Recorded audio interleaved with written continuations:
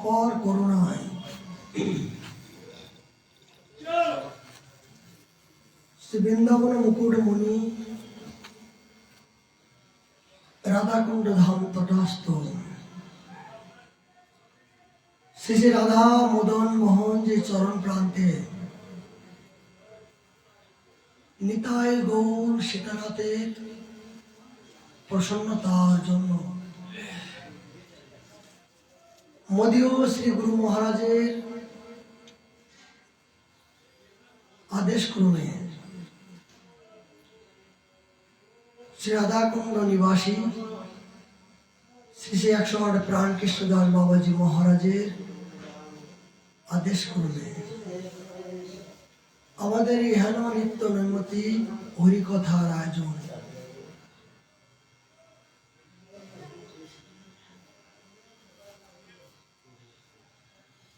মহাপ্রভুর প্রিয় পার্শ্বদ বর্জ শ্রী কৃষ্ণদাস কবিরাজ বিরচিত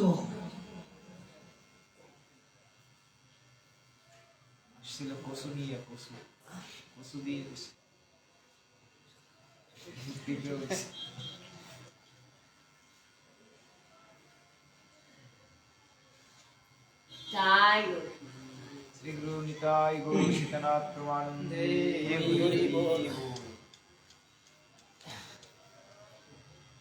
মহাপ্রভু প্রিয় পার্শ্বদ বর্জ শ্রী কৃষ্ণদাস কবিরাজ বিরচিত চৈতন্য চরিতামৃত মহাগ্রন্থ আমাদের নিত্য আস্বাদনীয়। তার পূর্বে আমাদের নিত্য নৈমিত্তিক বৃন্দাবন মহিমামৃত শ্রী প্রবরানন্দ সরস্বতী পাদের কৃপামৃত স্বরূপ একটি শ্লোক আমরা আস্বাদন করার জন্য প্রিয়সী। আজ আমাদের অতীব সৌভাগ্য, এই জন্য মহাপ্রভুর সব পার্শ্বদের পরিকরের মধ্য দিয়ে অতীব পূজনীয়, বরণীয়, স্মরণীয়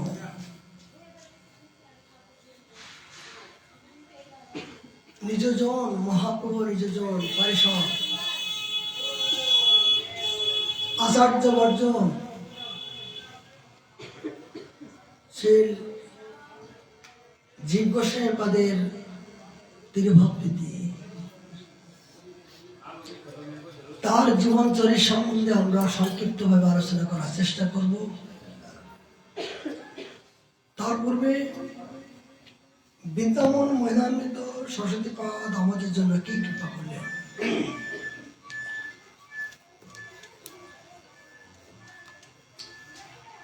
কেন এই বৃন্দাবন মহিমামৃত আমরা শ্রবণ করব, করলে কি হয়?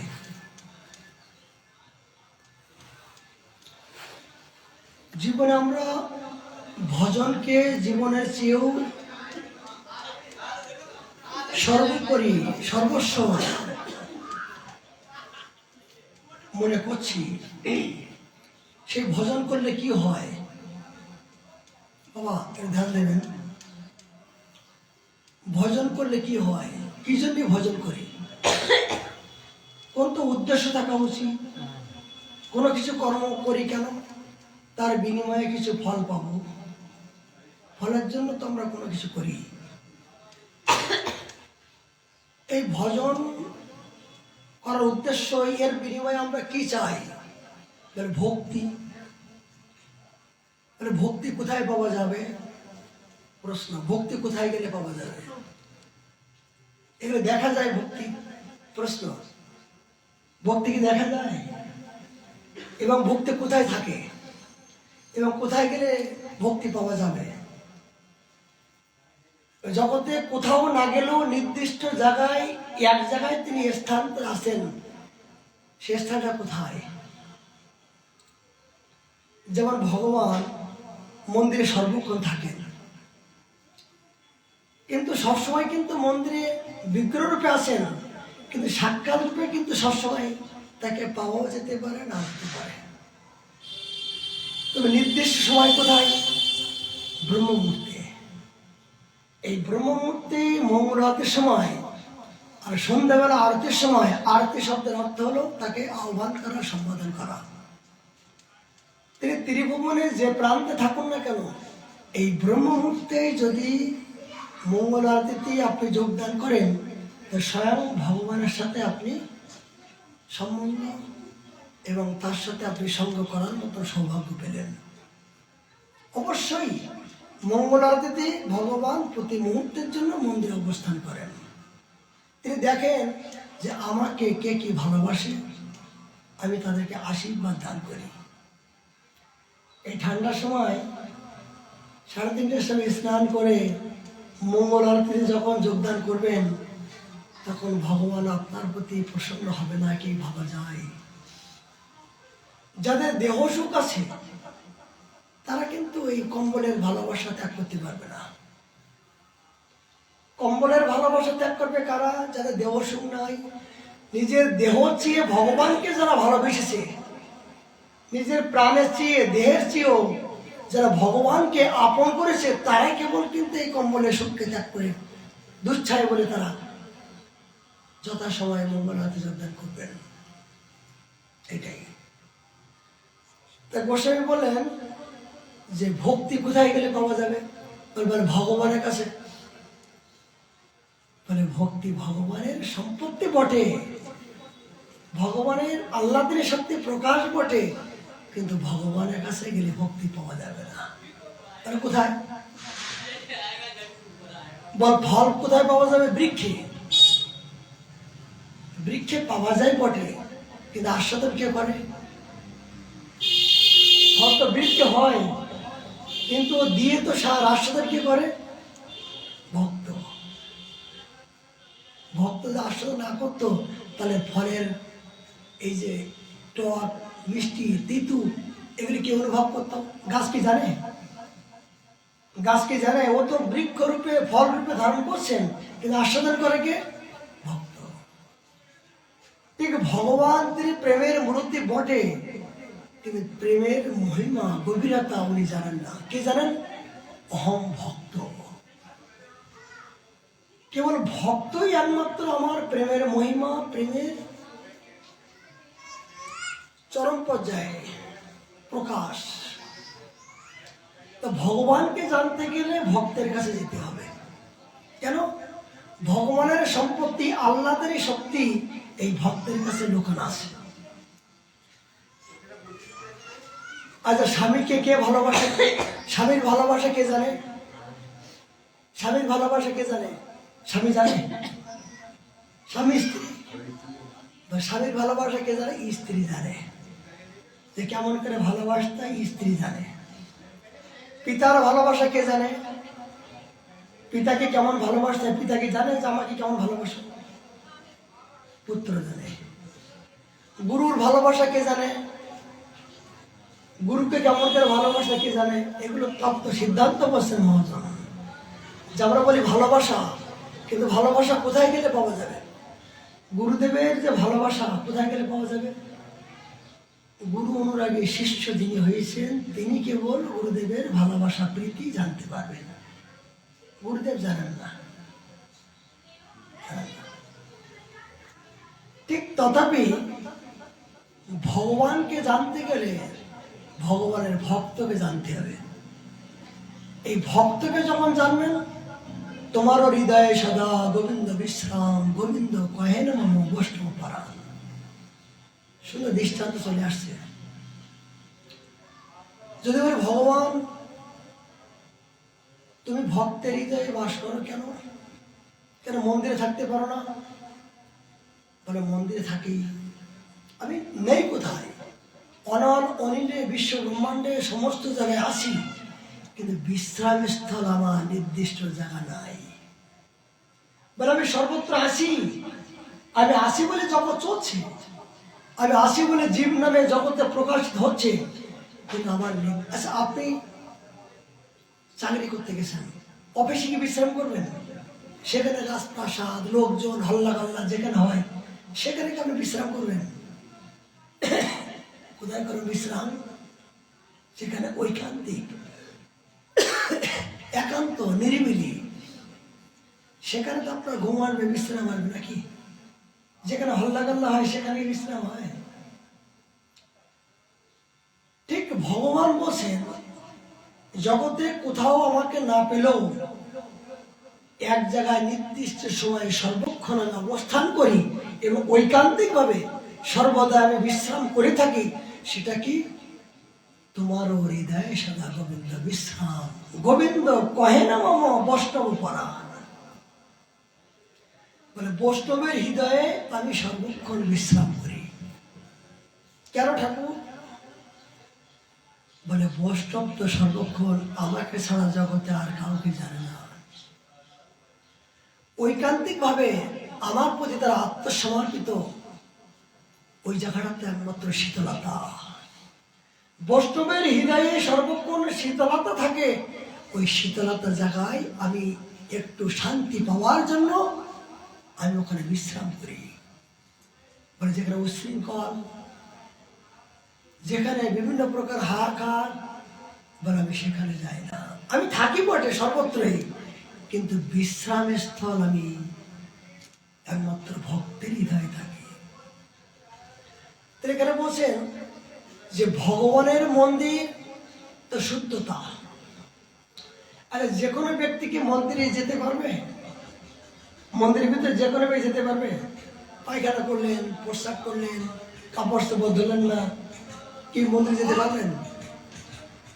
ভগবানের মন্দিরে যেতে গেলে যেমন শুদ্ধতা চাই, শৃঙ্খলা চাই, আনন্দ প্রিয় চাই, সরলতা চাই, মলিনতা চাই, এই সুন্দর পবিত্র দেহ নিয়ে যেমন মন্দিরের ভিতরে গিয়ে ভগবানকে প্রসন্নত করার জন্য যায়, ঠিক ভক্তের মন যতক্ষণ পর্যন্ত এই মন্দিরের মতন সরলতা, পরিষ্কার পরিচ্ছন্নতা, শুদ্ধতা যতক্ষণ পর্যন্ত শৃঙ্খলতা না হবে, ততক্ষণ পর্যন্ত ওই হৃদয়ে ভগবান বসবাস করবে না। বুঝতে পারলাম?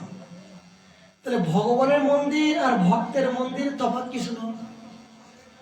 এই ভক্তের মন্দিরটা কি? এটা দেহ মন্দির। তার জন্য দেখুন দাদার সঙ্গে তিলক করা হয় কেন? এটা দেহ মন্দির। এই মন্দিরের ভিতরে ভগবান সর্বক্ষণ বিরাজ করেন। এই জন্য সাধকের জীবনে সর্বক্ষণ যে মুখ দিয়ে কটু বাক্য ব্যবহার করলাম, আচ্ছা আপনি যদি মন্দিরের ভিতরে কটু বাক্য ব্যবহার করেন, বিড়ি খান, তাহলে কি মন্দিরে শোভা পাবে? পাবে না। ঠিক মন্দিরটা যেমন ধরনের পবিত্রতা, ঠিক সাধক জীবনের এই জাতীয় পবিত্রতা যতক্ষণ পর্যন্ত না হবে, ততক্ষণ পর্যন্ত সেই হৃদয়ে ভগবান বিশ্রাম করবেন না। আর ভগবান যে ভক্তের হৃদয়ে বিশ্রাম করবেন, তিনি তো পরমানন্দময়। যেমন মন্দিরে কেন আসে মানুষ দূর দূর থেকে? একটু বিশ্রাম পাওয়ার জন্য, শীতলতা পাওয়ার জন্য, আনন্দ পাওয়ার জন্য। যে না, সংসার মাঝে তো সর্বক্ষণ দুঃখ নাই, একটু মন্দিরে যাই, বৃন্দাবনে যাই, মনের প্রসন্নতা, শীতলতা পাওয়ার জন্য। ঠিক ভক্ত যদি সর্বক্ষণের জন্য সর্ব দুঃখ এবং সুখ দুটো মিলিত, সর্বক্ষণ স্থির চিত্ত, যার সর্বক্ষণ স্থির চিত্ত, কোন রকম চঞ্চল নেই, হাহাকার নাই,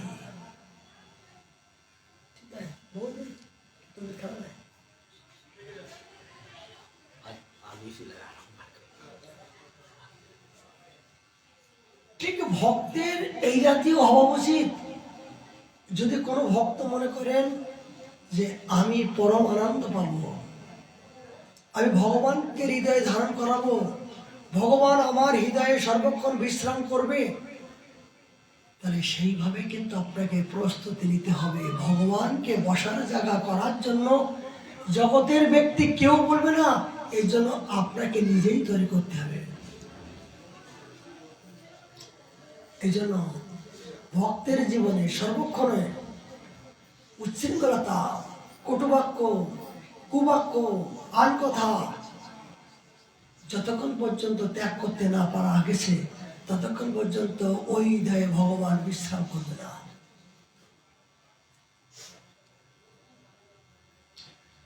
তাহলে ভক্ত এবং ভগবানের তফাৎ কিছু নয়। আগে ভগবান না আগে ভক্ত, আগে ভক্ত না আগে ভগবান? ভক্ত। কেন? ভক্তের মাধ্যম দিয়ে আমি ভগবানকে পেলাম, ভক্তের মাধ্যম দিয়ে সেই গুরুদেবকে পেলাম। সেই ভক্তকে যদি আমি সমাধান না করি, আমি যেমন তিনি তেমন যদি মনে করি, তাহলে কিন্তু সেই হৃদয়ের মধ্য দিয়ে ভগবান বিশ্রাম করবে না। আর ভগবান যদি একবার কোন হৃদয়ের ভিতরে বসে যান, তাহলে জন্ম জন্মাচিত ময়লা আবর্জনাগুলো পরিষ্কার করে তিনি তার সমস্ত সব কিছু তিনি রক্ষা করে থাকেন। তার সুখ সুখ দুঃখ ব্যথা বেদনা ভগবান নিজেই ভাগিদার হয়ে তিনি তাকে পরিচালনা করেন। সুখের সময় যেমন তিনি সর্বক্ষণ ছায়া দান করেন, দুঃখের সময় তেমনই তিনি ছায়া দান করে তাকে রক্ষা করে থাকেন। এখনো করছেন, করবেন সর্বক্ষণের জন্য। বলার উদ্দেশ্য, বৈষ্ণব হইতে মনে হইল বড় সাত, ত্রিনাদ বিশ্বকে আমি পড়ে গেলাম বাপ। এই ত্রিনাদ বিশ্বকের মহাপ্রভুর হলো কণ্ঠের মালা। এই মালাটা যদি আমি ধারণ না করতে পারি, চেতন দর্পণ মার্জনাম, এই চিত্তরূপ দর্পণটুকু মার্জন করতে গেলে ত্রিনাদ বিশ্বনিচন এই শ্লোকের যে তাৎপর্য, এগুলো যতক্ষণ পর্যন্ত আমি জীবনে কাজে না লাগাতে পারবো, ততক্ষণ পর্যন্ত আমার হৃদয়ে শ্রী ভগবান বিশ্রাম করবেন না।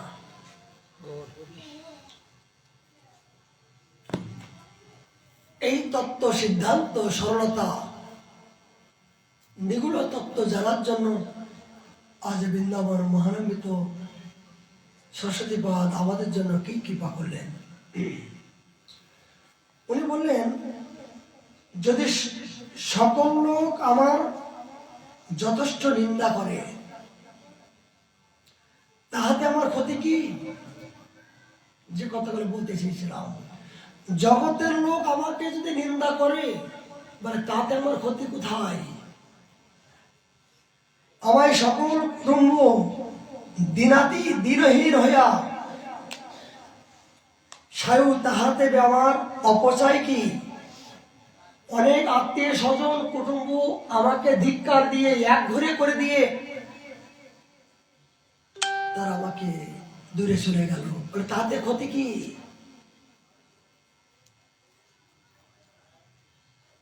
আবার অশেষ দুর্দশা হইল বাকি, আর অদিশের সেবা করিতে বা পারলেও আমার হানি কি? আমি কিন্তু বৃন্দাবনে ধৈর্য অবলম্বন পূর্বক বাস করিব, অবশ্যই আমার পরমাষ্ট বস্তু লাভ হইবে। বুঝতে পারলেন? মানে জগতের লোক আমাকে ঘৃণা করুক, অবজ্ঞা করুক, তাতে ক্ষতি কোথায়? যখন আপনার জীবনে ভজন ক্রিয়া শুরু হবে, তখন আপনি যাকে বেশি ভালোবাসেন সে আপনার থেকে দূরে চলে যাবে। জগতে যাদেরকে বেশি স্নেহ করেছেন বা করতে যাচ্ছেন, সে কিন্তু আপনার থেকে দূরে চলে যাবে। কেন? যে আপনাকে ভালোবেসেছে সে কিন্তু মন থেকে ভালোবাসা নাই, সে আপনার স্বার্থের জন্য ভালোবাসার জন্য অভিনয় করেছে মাত্র। কিন্তু ওই স্বার্থ যখন না পাবে, আপনি যখন তাকে স্বার্থ দিতে পারবেন না, ঐকান্তিক ভাবে শ্রী ভগবানের প্রতি মনটা যখন আপনি চিন্তনে মগ্ন হবেন, তখন মনে করবো এতদিন আমি ওর পাশে ছিলাম, এখন তো আর এতবার আসছি আমাকে দিকে তাকাচ্ছ না, মনটা যেন আমার প্রতি আর নাই, আমার প্রতি আর অর্থ দিচ্ছে না। তখন উনি একমাত্র আপনার বিরোধী হয়ে আপনার শত্রুতা হওয়ার সম্ভাবনা আছে। জগতে যাদেরকে আপন করে নিজে না খেয়ে যাদেরকে খাওয়াবেন, যখন স্বার্থে ঘা পড়বে, তিনি কিন্তু আপনার শত্রুতা হয়ে পিছন থেকে আপনার ক্ষতি করার চেষ্টা করবে। জগতে যাদেরকে আপনি বেশি আপন করবেন, প্রাণের চেয়ে আপন করবেন, তার থেকে আপনি বেশি ক্ষতিগ্রস্ত হবেন। লিখে নেন। লিখে নেন। তার থেকে আপনি বেশি খরচ কেন? আপনি ভালোবাসার পরে আপনার ভিতরের খবরগুলো তিনি জানতে পারলো, আপনার দুর্বলতা ভাবনা জানতে পারলো। এবার কোন ক্রমে দেখা যায় আপনার সাথে একটা মনোমালিন্য হলো, হয়ে সে বিরোধী হয়ে আপনার শত্রুতা করে আপনাকে দমন করার জন্য, আপনাকে ছোট করার জন্য, অপমান করার জন্য সে পিছন থেকে কিন্তু আপনাকে একজন বড় মহারাজ হয়ে আপনাকে শত্রুতা করবে। এটা কি ধ্রুব শব্দ? মহাজন মহাজন বলছেন, তাই বলছেন জগতে যদি আমার পরের কথায় কি বাসে যায় মিশে থাকা পেয়ারা। কিন্তু যদি আপনার উদ্দেশ্য ঠিক থাকে, যদি আপনার সংকল্প ঠিক থাকে, তাহলে যতই আপনার বিরোধী করুক আপনাকে হেলাতে পারবে না। এই জন্য যথা ধর্ম তথা জয়। যদি আপনার ধর্মবল থাকে, গুরুবল থাকে, আধ্যাত্মিক জগতের পরিপূর্ণ যদি আপনার বিশ্বাস থাকে, জগতের লোক যদি সব ধরেও টানে আর ভগবান যদি চুল ধরে টানে, তাহলে আপনার রাখে হরি মারে কে, মারে হরি রাখে কে? এটা সত্য না? তো হরি যদি আপনার সংসারে কেউ রক্ষা করে, ছায়া স্বরূপ রাখে, তাহলে এমন করে জগতে নাই যে আপনাকে সেই হরির নিকট থেকে কেউ চিনি নেবে। ভগবান বলেন আমারে কিনে নাও ভজ গৌরী, আমি যাদেরকে আপন করি। ভক্তি মহারানী বললেন কেউ এই কলিহত জীব যদি একবার বলে প্রভু আমি তোমায় হলাম, ভক্তি মহারানী বললেন আমি তার জন্ম জন্মার্জিত সমস্ত সব কিছু আমি আপন করে নিয়ে বহন করে আমি বুকের মাঝে রাখলাম। জগতে এমন কোনো শত্রু নয় যে আমার বুক থেকে ছিন্ন করে অন্যত্র নিয়ে যাওয়ার মতো এমন কোনো জগতে শক্তি নাই। কেউ কোনো ভক্ত যদি ভগবানের জন্য আশ্রয় করে ঐকান্তিক ভাবে নিষ্ঠা সহকারে, অবশ্যই রক্ষিবে কৃষ্ণ বিশ্বাস। আমি সংসার চক্করে হাবুডুবু খেলেও হে নাথ, হে প্রাণনাথ, তুমি আমাকে রক্ষা করবাই করবা। জগতে সবাইকে তুমি রক্ষা করছো, আমাকে তুমি কেন করবা না? এই বিশ্বাস যদি একবার জীবনে ভগবানের প্রতি হয়ে যায়, এখন পর্যন্ত রক্ষা করবেই, করছে, এখনো করছেন। তিনি যে রক্ষা না করতেন তাহলে আপনি কেমন ভাবে বেঁচে আছেন? আহার বিহার বস্ত্র বাসস্থান আদি কে দিচ্ছেন, কে রক্ষা করছেন? শ্রী ভগবান কারো না কারো মাধ্যম দিয়ে আপনাকে সব কিছু সুব্যবস্থা করে দিচ্ছেন। সরস্বতী বাবু বলেন এই বৃন্দাবনে বাস করার জন্য যদি নিজের আত্মীয় স্বজনকে ত্যাগ করতে তবু করো। এধনো যৌবন পুত্র পরিজন যদি তোমার ভজন করার জন্য, ভগবানকে ভালোবাসার জন্য জগতের সমস্ত মানুষ যদি বিরোধী হয়ে তোমাকে বিদ্রুপ করে তবু তুমি করো, তথাপি ভগবানের চরণ ছাড়া যেন হয় না। আর কি বললেন? জগতে যাদেরকে তুমি বেশি পরিমাণে ভালোবেসেছিলে তারাও যদি তোমার বিরোধী করে, কিন্তু তুমি যেন তাকে বিরোধী করবে না, তাহলে কি হবে? ত্রিনাদ বিশ্বলোকের কিন্তু মর্যাদা লঙ্ঘন হবে। জগতে তোমাকে সবাই ঘৃণা করুক, নিন্দা করুক, তুমি যেন নিন্দা করো না, তুমি অবজ্ঞা করো না। বলে কেমন করে সহ্য করবো? বলে সহ্য করার জন্য তোমার ইষ্ট দেবতার সমাপন্ন হও। এই সহ্য দেওয়ার মতন, এই ক্ষমতা দেওয়ার মতন তোমার একজন যে মালিক আছেন, তোমার একজন যে মালিক হয়ে ছায়া দান করে শক্তি সঞ্চার করছেন, তার জন্য চাই আপনাকে গুরুবল চাই এবং সাধুর কৃপা চাই। এই সাধুর কৃপা ছাড়া, গুরু কৃপা ছাড়া এই জড়জগতের এই যে অহংকার অভিমানগুলো আপনি পদদলিত করতে পারবেন না। আপনাকে মারতে আসলো, আপনি তার পায়ে ধরুন তো, পারবেন না। কেন পারবেন না? যতক্ষণ আমি এবং আমার এই অহংকার গুলো যতক্ষণ থাকবে ততক্ষণ এই ভাবনাটা আসবে না। কখন আসবে? এই ত্রিনাদপি শ্লোকের যদি আপনি কোনোদিনের জন্য কিঞ্চিত পরিমাণে যাচন করতে পারেন, তখন ওই প্রতি পদে পদে এই শ্লোকটা যখন আপনার চিন্তন আসবে যে না, আমি আগে যাচ্ছিলাম, এখন কিন্তু আমি গুরুদাস হয়েছি, কৃষ্ণ দাস হয়েছি, আমাকে অবশ্যই সহ্য করতে হবে, আমাকে অবশ্যই এটা আমাকে ভজন করতে হবে। এই গুরুচরণ আশ্রয় নিয়ে যদি আপনার প্রকৃত দৃঢ় শক্তি থাকে, তবে আপনার পক্ষে সামর্থ্যবান। প্রমাণ কোথায়? আজকে গৌরী আচার্য বর্জন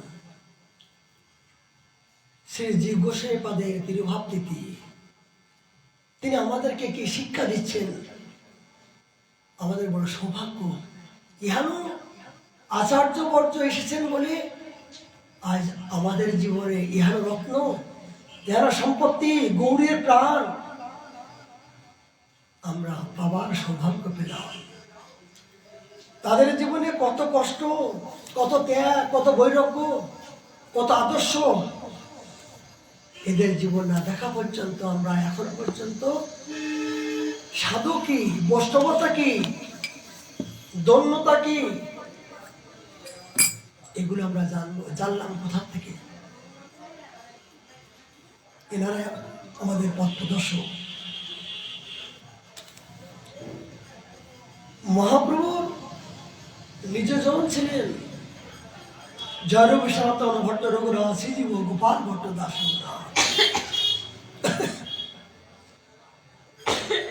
আমাদের কিন্তু ষড়গোস্বামী তো বটেই, কিন্তু ষড়গোস্বামীর পরে আর দুইজন গোস্বামী আছেন, তাদের নাম আমরা উল্লেখ করি না বটে, কিন্তু ভজনের যখন চরম পর্যায়ে আপনি স্থিত হবেন, তখন দুইজন গোস্বামী অবশ্য দরকার, ভূগর্ভ গোস্বামী এবং লোকনাথ গোস্বামী। এদের নাম উল্লেখ নাই, কিন্তু যখন আপনি যোগপীঠ অষ্টকরার লীলায় আপনি প্রবেশ করবেন, তখন কিন্তু দুজন এই গোস্বামীদের অবশ্যই প্রয়োজন হবে। তারা নিজেরাই মানা করে দিয়েছেন, কৃষ্ণদাস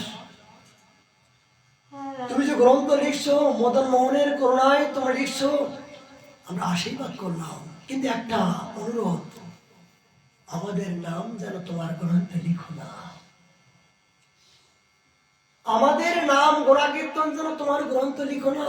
আমরা অযোগ্যবান, জগতের কাছে আমরা কোনো কিছু অসমর্থবান, আমরা যোগ্যতাহীন, এই জন্য আমাদের নাম তুমি লেখো না। এই যে কৃষ্ণদাস কবিরাজ গোস্বামী পা তাদের নাম বেশি কিছু উল্লেখ করে নাই। ভক্তি রত্নাকারে কিছু কিছু জায়গায় তিনি উল্লেখ করেছেন। প্রেম ভক্তি চন্দ্রিকায় নরোত্তম ঠাকুর মশাই এক জায়গায় প্রেম গুরু বিরহে লোকনাথ লোকের জীবন মাত্র এক জায়গায় উল্লেখ করেছে। তিনি থাকতে পারলেন না, যে আমার গুরুদেব যার করুণায় আমি এই সম্পত্তি পেলাম, কেমন করে আমি ধরতে পারছি না, কিন্তু প্রেমের উদ্গারে এ লোকনাথ, এ গুরুদেব, তিনি এক জায়গায় উল্লেখ করেন, লোকনাথ লোকের জীবন আমার একমাত্র প্রাণ। ঠাকুর মশাই এক জায়গায় উল্লেখ করছিলেন। ও কি শিক্ষা আমাদের!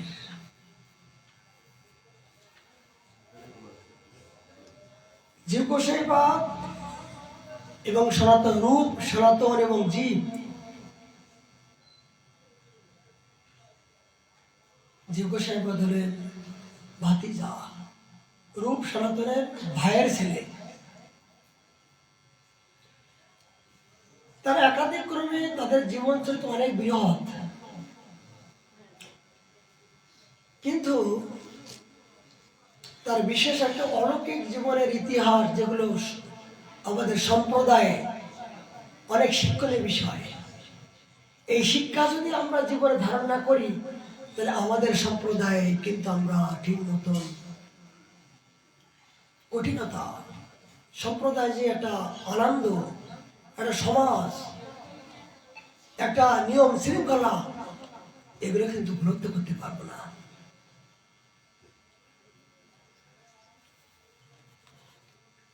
মহাপ্রভুর আদেশে তারা বৃন্দাবন জয়রূপ সনাতনকে বললেন, যাও রূপ সনাতন তোমরা বৃন্দাবনে গিয়ে লিপ্ত তীর্থ উদ্ধার করো, গ্রন্থ অধ্যয়ন করো আর বিগ্রহ প্রতিষ্ঠা। এই হলো তোমার আমার অনুবাঞ্ছিত এই সম্পত্তি শক্তি তোমাদেরকে দান করলাম, তোমাদের পক্ষে সম্ভব। আমি আমার শক্তি সর্বক্ষণ তোমাদের ভিতরে সদাই থাকবে। এই মহাপ্রভুর অনুমতি নিয়ে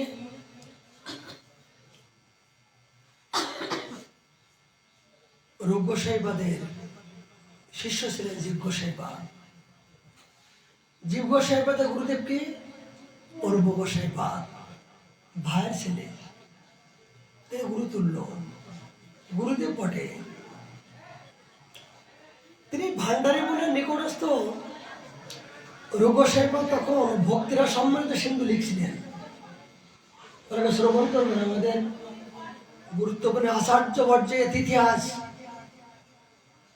যার করুণায় ভক্ত সন্দর্ভ, ষট সন্দর্ভ, যে ছয়টা সন্দর্ভ গোপাল চম্পক আদি, এবং রূপ সনাতনের সেও যিনি একমাত্র আমাদের গৌড়ীয় সম্প্রদায়ের মধ্য দিয়ে যে অনেক গ্রন্থের এবং প্রসার, এই যে গোসাইপাদের মহাবদান, এই সে অবদানের আজকের তিথিতে তিনি অবশ্যই এখানে অবস্থান করছেন, যেহেতু তার ভজনের স্থানে দামোদর মন্দির। এই জীব গোসাইপাদ এই দামোদর মন্দির ভজন করেছেন তা নয়, জীব গোস্বামী নিজে হাতে করে এই যে বিদ্যালয় না, এই বিদ্যালয় তার নিজের স্থাপিত স্থান।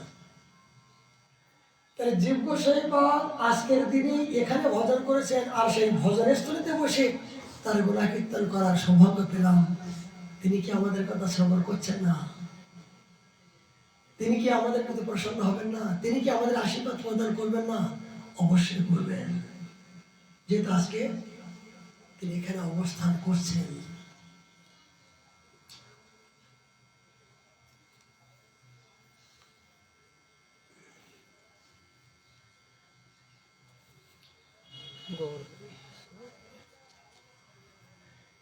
এই জীব গোসাইপাদের রূপ গোসাইপাদের সেবা, গুরুদেবের সেবা করতে হয়। যমুনার থেকে প্রতিদিন তিনি জল নিয়ে গুরুদেব স্নান করবেন, তার সেবার জন্য তিনি রত থাকতেন। এমনকি তার সমস্ত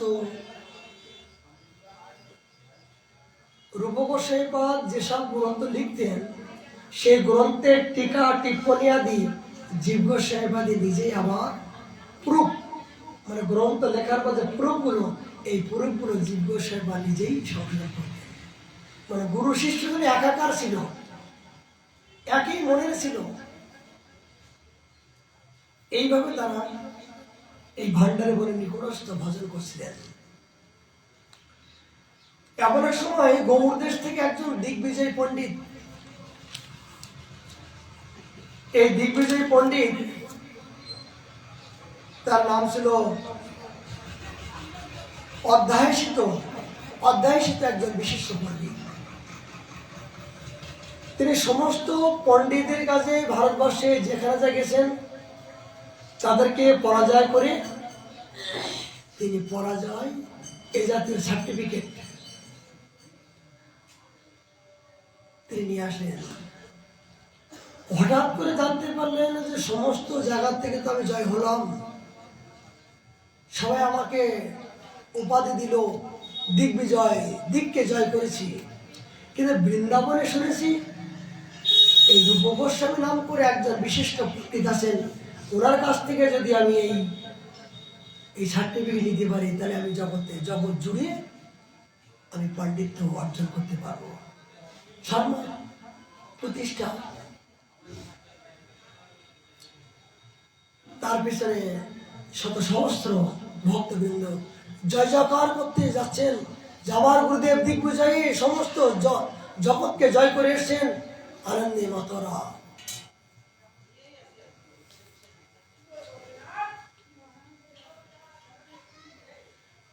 রূপ গোসাই বাদের কাছে যখন গেছেন, তাকে বসার জায়গা দিয়েছেন, সম্মান করলেন, সম্মান করে বললেন যে আমি আপনার কাছে এসেছি, আমি সমস্ত সবার কাছে পাণ্ডিত্য, আমাকে দেখে তারা প্রশ্ন করে, তাদের সাথে তর্ক বিতর্ক করে তাদের পরাস্ত করেছি, তারা যখন অসমর্থ হলো তাকে পরাজয় স্বীকার করে আমাকে পত্র দিয়েছেন, আমি দিগ্বিজয় পণ্ডিত, তা আপনি কৃপা করে আমাকে আমার সাথে তর্ক করুন বা আপনার শাস্ত্র নিয়ে। সুধীবর, আপনার নিতান্ত অভাজন, সুধীবর আপনার নিতান্ত অভাজন, বিদ্যাবর্তা সম্পদ কেন মহাপ্রভুর কৃপা ব্যতীত অন্য কোন সম্পদের অধিকারী আমরা নাই বা চাই না।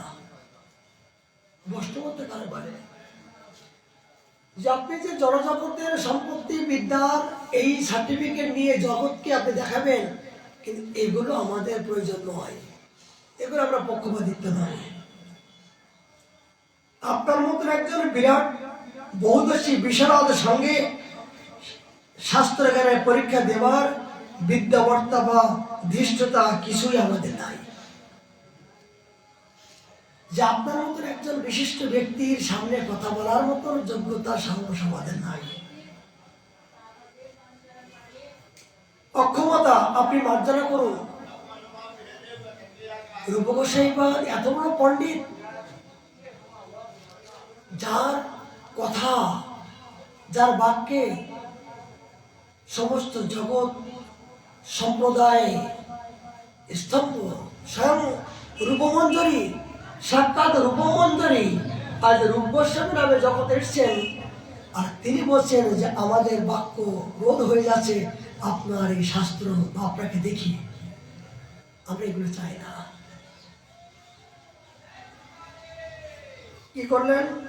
তো বলে আপনি যে না চান তা লিখে দেন, জয়পত্র লিখে দেন। তখন বললেন হ্যাঁ আমরা তথাস্ত। তিনি অতি সহজেই জয়পত্র লিখে দিলেন। এই লিখে দেওয়ার পরে তিনি আনন্দ সহকারে ওখান থেকে জয় জয় করে শিষ্য সামন্ত নিয়ে বাইরে হচ্ছেন। এমত অবস্থায় জীব গোসাই যমুনায় স্নান করতে গিয়েছিলেন। হঠাৎ করে তিনি একজন কৌপিন, একজন সাধারণ বেশ অবস্থায়, যেমন অবস্থা, তিনি আসছেন। মনে মনে করলেন বৃন্দাবনে একমাত্র রূপ এবং সনাতন, এরা দুজনে তো বড় পাণ্ডিত্য, এদেরকে তো পরাজয় করলাম, কিন্তু শুনেছি জীব গোস্বামী নাম করে নাকি একজন বিশিষ্ট পণ্ডিত আছেন, এর নিকট থেকে যদি পরাজয় না করি তাহলে তো আমি হবে না, চলো যাই, জীবের কাছে যাই। এই জীব গোসাই পাদের কাছে যখন যাচ্ছিলেন, তখন জীব গোসাই পাদ যমুনা থেকে স্নান করে জল নিয়ে আসছিলেন গুরুদেবের স্নান করার জন্য।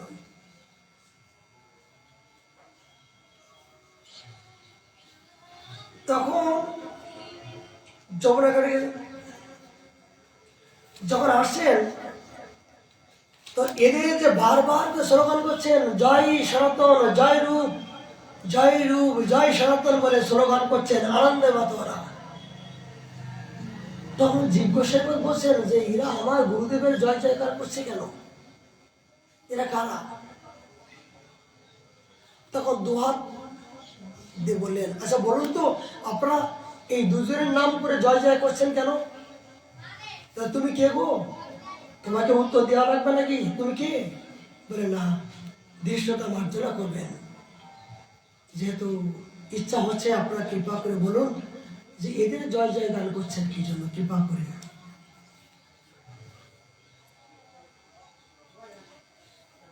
তো বলছে আমি একজন দিগ্বিজয় পণ্ডিত, দেশে দেশে বিদ্যাবত্তার পরীক্ষা নিয়ে পরাজিত পণ্ডিতদের কাছ হতে পরাজয়ের স্বীকৃতি স্বরূপ স্বাক্ষর সংগ্রহ করছি। বলছেন কিছুক্ষণ আগে রূপ এবং সনাতনকে বিদ্যাবর্তা পরাস্ত করে তাদের দুজনকে স্বাক্ষর করে নিয়ে এসেছি বলে বললেন। সেই প্রসঙ্গে দুজনের নাম আমাদের মধ্যে বারবার উচ্চারিত হচ্ছে। এবার আপনি প্রশ্নগুলো বলুন যে আপনি কি জন্য আপনি আমাদেরকে আটকাচ্ছেন। জীব গোসাই বললেন, হ্যাঁ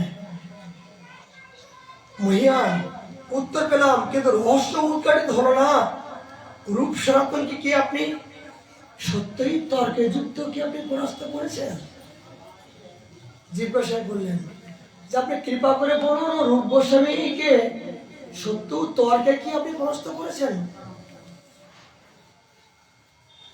পণ্ডিত বলেন, স্পর্ধা তোমার তো কম নয়।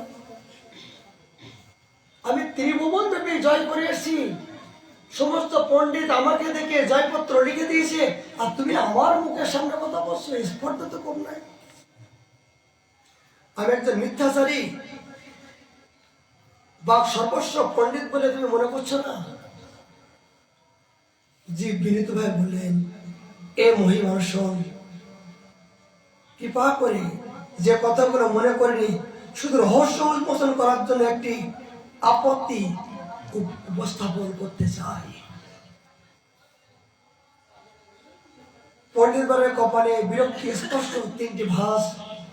তিনি এই জীব গোসাইপাদের দর্শন করা মাত্রই তার ভিতরে একটা অন্ধকার চলে আসলো,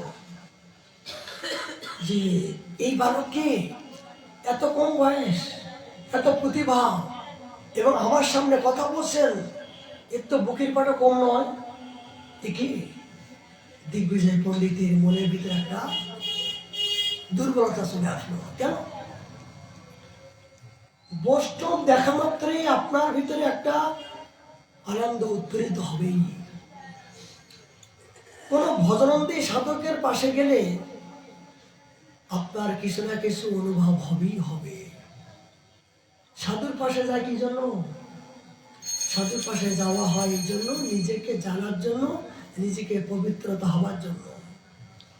কিন্তু কখন আনন্দ পাই যে কোন সাধক যখন ভজন করেন, যখন নিষ্কপটের জন্য কোন সাধক ভজন করেন, তখন তার ছাত্র ছায় গেলে যেন একটা শীতলতা অনুভব হয়, একটা আনন্দ উৎপীড়িত অনুভব হয়। কেন? তার আভাসে, তার আভাসে। যেমন বট বৃক্ষ নিচে গেলে প্রখর রৌদ্রে, আপনি প্রখর রৌদ্রতে আপনি বট বৃক্ষ নিচে যখন আপনি স্থিতি পাবেন, তখন কিন্তু আপনি শীতলতা উপলব্ধি করবেন। কল্পনা করুন।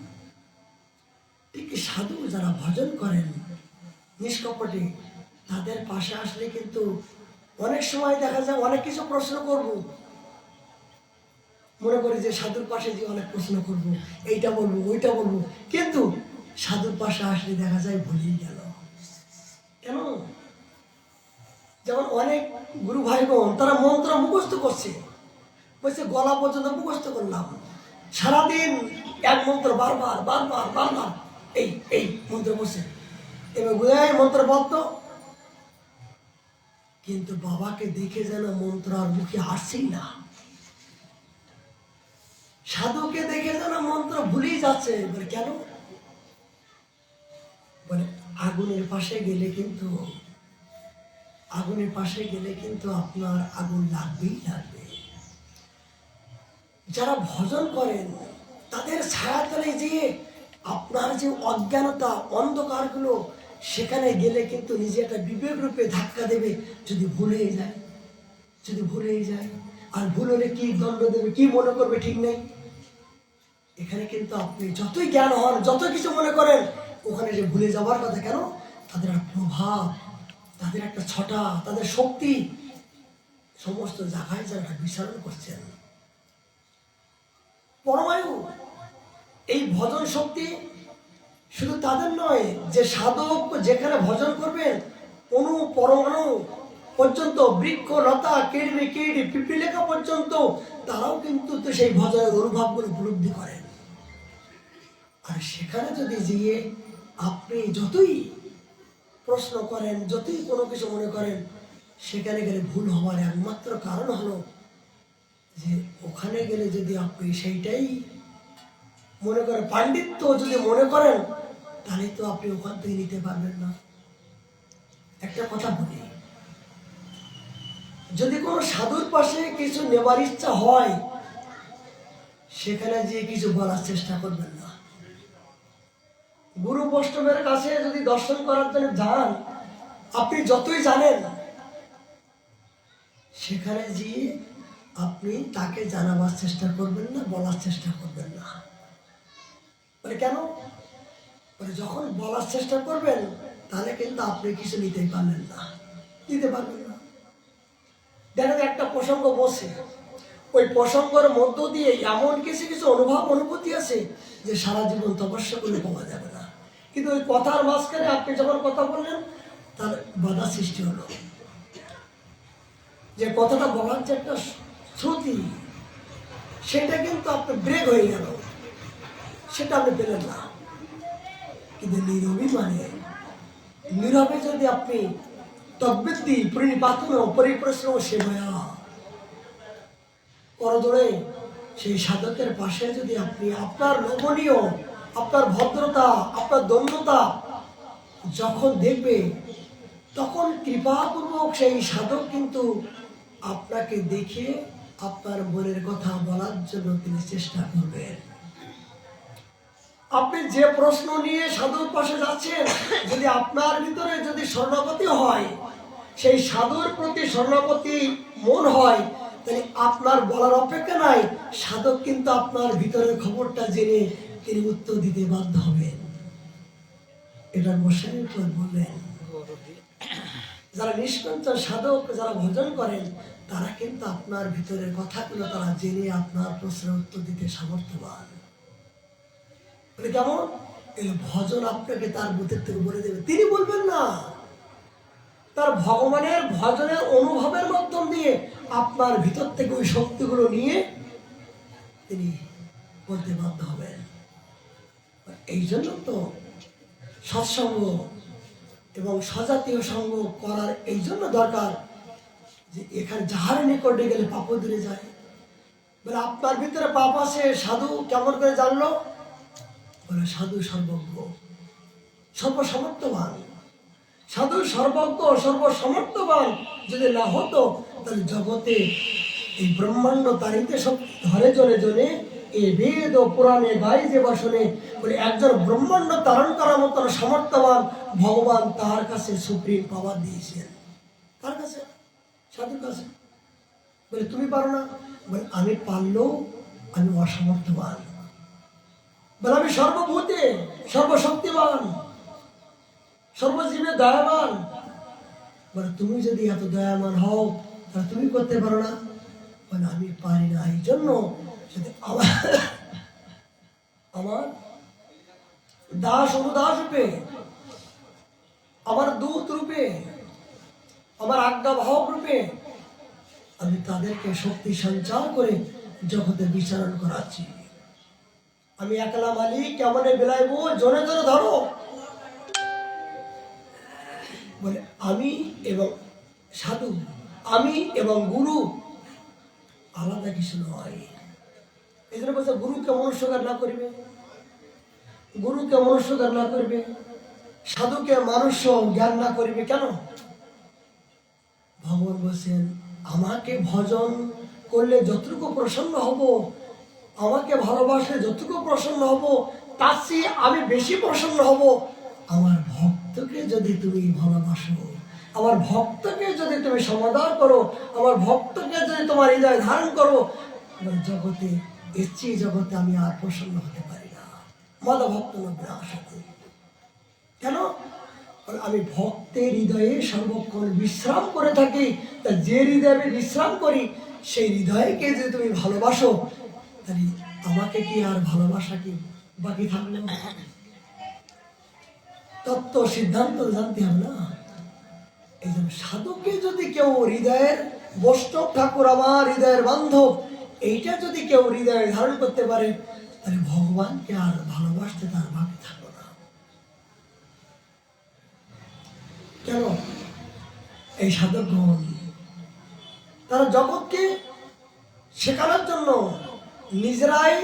নিজেরাই আচরণ করে দৈন্যতা, ত্যাগ, বৈরাগ্য, তিতিক্ষা, অনুরাগ, শিক্ষা এগুলো নিজেরা জীবনে আচরণ করে কষ্ট করে এক এক বৃক্ষের নিচে এক এক দিন বাস করে কেমন করে ত্যাগ বৈরাগ্য দেখাতে হয় সেটা নিজেরা আচরণ করে আর জগৎকে শিক্ষা দিচ্ছেন। আচ্ছা বলুন তো, এই বৃন্দাবনে এত বড় ঠান্ডা কুয়াশার সময় ঘরের ভিতরে মানে একটা কম্বলে ঠান্ডা কমছে না, মানে আরো 4টি দাও বা দাও 4টি, মানে তারপর হচ্ছে না, মানে এসি লাগাও লাগাও, মানে এত কিছু লাগানোর পরও তবু ওর কাছে এরকম হচ্ছে না। কিন্তু এই রাস্তার ভিতরে পরিক্রমা রোডে দেখুন, এই ঠান্ডা কুয়াশার মধ্য দিয়ে এই পরিক্রমা রোডে একটা সাধারণ কম্বল গায়ে দিয়ে ফাঁকা জায়গায় কুয়াশার মধ্য দিয়ে তারা তাদের দিনগুলো যাপন চলছে। ভগবান তো তাদেরকে জীব সৃষ্টি করেছেন, তাদের তো পরমাত্মা আছেন। যে এসির ভিতরে আছেন তিনি পরমাত্মা আছেন, যিনি কম্বলের ভিতরে আছেন তিনি পরমাত্মা আছেন। তাহলে এই একই বস্তু যদি থাকে, তাহলে রাস্তার ভিতরে বসে ভিখারি বলে তারও দিন কাটছে, তোমার অর্থ ধন আছে বলে তোমারও রাত কাটছে। কিন্তু তোমার রাত কাটছে আর ও রাত কাটার তফাৎ কোথায়? তোমার ভোগ করার মতন শক্তি আছে বলে ভগবান ভোগ বৃত্তি দিয়েছে, কিন্তু ওর ভোগ বৃত্তি নাই বলে ওর ওই রাস্তায় বসে ত্যাগ করছে। কিন্তু এই যে রাস্তার ভিতরে বসে এই যে রাধে রাধে বলে হাত পাচ্ছে ঠান্ডার মধ্য দিয়ে একটা টাকার বিনিময়ে রাত কাছে, আপনার কোটি টাকার সম্পত্তি থাকার চেয়েও, আপনি জগতের অনেক ধনী হবার চেয়েও আপনার চেয়েও একটা রাস্তার ভিখারি তার চেয়েও অনেক মূল্য। তিনি অনেক ভাগ্যবান, তিনি অনেক স্বীকৃতিবান। তাহলে আপনি কতবার রাধা নাম বলেন? ধন বিষয় সম্পত্তির প্রতি সকাল থেকে সন্ধ্যা পর্যন্ত ওই চিন্তায়, আর এই একটা টাকার জন্য সকাল থেকে কত হাজার বার রাধা নাম বলছে। গায়ে কাপড় নাই। আচ্ছা অনেক বুড়ি মারা রাস্তায় ঠান্ডার সময় কম্বল দিচ্ছে আর কম্বলটা বস্তার ভিতরে ঢুকাচ্ছে, বস্তার ভিতরে ঢুকাইয়ে খালি গায়ে ত্যাগের বেশ ধারণ করে, দেখো বাবা গো আমার কিছু নাই, শীতের কিছু নাই, আমাকে কিছু দেওয়া। বলে এত কম্বল দিচ্ছে বিক্রি করার জন্য, যে পুতির বৌমা ছেলে বন্ধুদেরকে দান করার জন্য তারা সঞ্চয় করছে, আর রাস্তায় এই ঠান্ডার সময় কাঁপছে বুড়িরা, কাঁপছে, বাবা ঠান্ডা লাগছে, মানে দেখা যায় আমি কত ত্যাগী। এবার এই ঠান্ডা এই ত্যাগী দেখে সেটা বুড়ি, বাবা রে মারা এত কষ্ট করছে, এত ত্যাগী, নে বাবা নে 500 টাকা নোট নিই নে, এত ত্যাগী, একে দেবো না কাকে দেবো? এই যে সে ভোগ করার বিষয়ে যে দেহ সুখটা ত্যাগ করছে, এই দেহ সুখটা ত্যাগ করে রাধারাম তো বলছে, আমি যে কম্বলের মধ্য দিয়ে নাক দেখেও আমি দেহ সুখে নাক দেখাচ্ছি, একবার রাধারাম আছে না, আর এই যে দেহ সুখ ত্যাগ করে খালি গায়ে হয়েও তিনি কম্বলটা চুরি করে রাখলেও রাধারাম তো বসে রাস্তায় বসে সাধুদের দর্শন তো পাচ্ছে। আমার চেয়ে জগতে ওরাই বড়, কি বলুন কপট, তবু তো ত্যাগ আছে, দেহ সুখ তো নাই। যদি দেহ সুখ থাকতো তাহলে কম্বলটাকে বস্তায় ঢুকিয়ে নিজে খালি গায়ে থাকতো, তাই আপনি থাকুন তো। আপনার লক্ষ লক্ষ টাকা আছে, আপনাকে তো বলি আচ্ছা আপনার লক্ষ টাকা আছে, আপনি এখন এই ঠান্ডার সময় রাধা কুণ্ডে চান করতে, বাপরে বাপ দরকার নেই, মরে যাবো ভাই এত ঠান্ডায় রাধা কুণ্ডে যা কুয়াশা পড়ছে, পারবেন না। কেন? এই জড়জগতের বিষয় ভোগ করতে করতে এই বিষয়ের প্রতি দেহের প্রতি আসক্ত হয়েছে, এখনো দেহ সুখ ত্যাগ করতে পারেননি, আপনি পারবেন না। কিন্তু উনি যারা রাস্তায় বসে হাত পাচ্ছেন রাধা নাম বলতে বলতে একটা অপ্রাকৃত শক্তি তার ভিতরে এসে গেছে, তার প্রমাণ।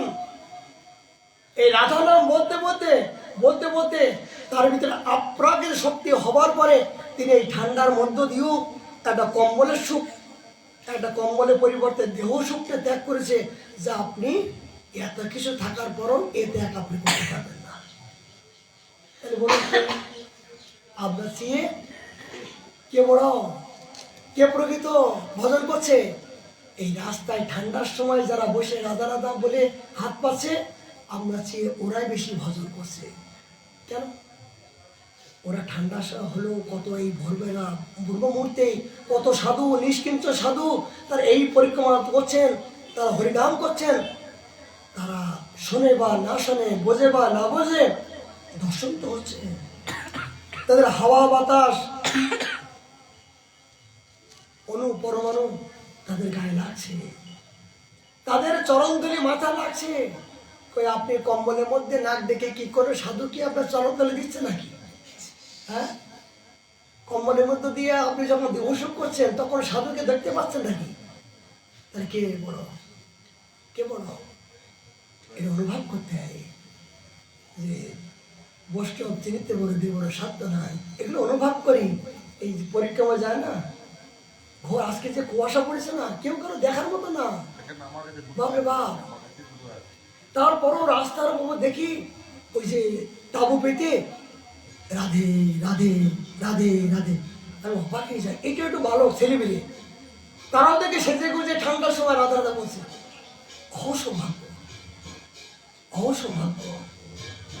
তারা দুটো পয়সার জন্য হলেও ধামের মধ্য দিয়ে এই দেহটা যে চিন্ময় হয়ে গেছে, এটা স্বীকার করতে হবে যে আমাদের চেয়েও, আমি তো মনে করি যে আমাদের চেয়ে ওরা পূর্বজন্ম সৌভাগ্যবান।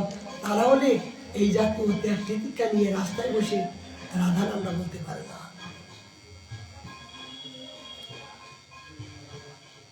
জীবসেবাদ যখন প্রশ্ন করলেন বিরুদ্ধভাবে, এই পণ্ডিতের জীব সাহেবাদের দেখা মাত্রই পণ্ডিতজি একটা হতভম্ব হয়ে গেলেন যে আমি বিদ্বান, এত বড় পণ্ডিত, আমাকে দেখে একবার বুক কামড়ো না, কিন্তু আমার যারা বুক কামছে ওকে দেখে আমি সবাইকে পরাজয় স্বীকার করলাম, কিন্তু এর কাছে আমার বাক্য রোধ আছে। কেন কেন আছে? যেই ভজে সেই ছাড়, যে না ভজে সে ছাড়। যে ভজন করে, একজন ছোট হতে পারে, আচ্ছা সাপ কি বড় সাপ, ওর বিষ আছে, একটা ছোট সাপ ওর বিষ নাই। ছোট সাপের যে বিষ, বড় সাপের সে বিষ। মানে কি? ভজন করে, আপনার বয়সের ছোট হতে পারে, বড় হতে পারে। বৃন্দাবনে আপনার আগেও আসতে পারে, পরেও আসতে পারে, কিন্তু আপনি অনেক আগে আসলেন, কিন্তু আপনি এখনো পর্যন্ত দেখা যায় উল্লুক না দেখে সূর্যের কিরণ। অনেক আগে বৃন্দাবন আসলেন, কি করলেন? এখনো মানে গুরু চরণ আশ্রয় করে দিলেন, এখনো ধামের কি মর্যাদা জানতে পারলেন না, কিন্তু আপনার শেষে আসলো, শেষে এসে দেখা যায় সে ভজন করছে, ত্যাগ বৈরাগ্য নিয়ে আজকে নিত্য নিত্য ভজন করছেন। তাহলে আপনার একে এসে লাভ হলো কি? যেই ভজে সেই ছাড়। ভজনটা যদি যেখান থেকে শুরু হবে, সেখান থেকে আপনার জীবনটা শুরু হবে, সেখান থেকে আপনি বলবান হবেন। আপনি পিতা হলেন, কিন্তু এখনো পর্যন্ত হরিনামের মানা নাই।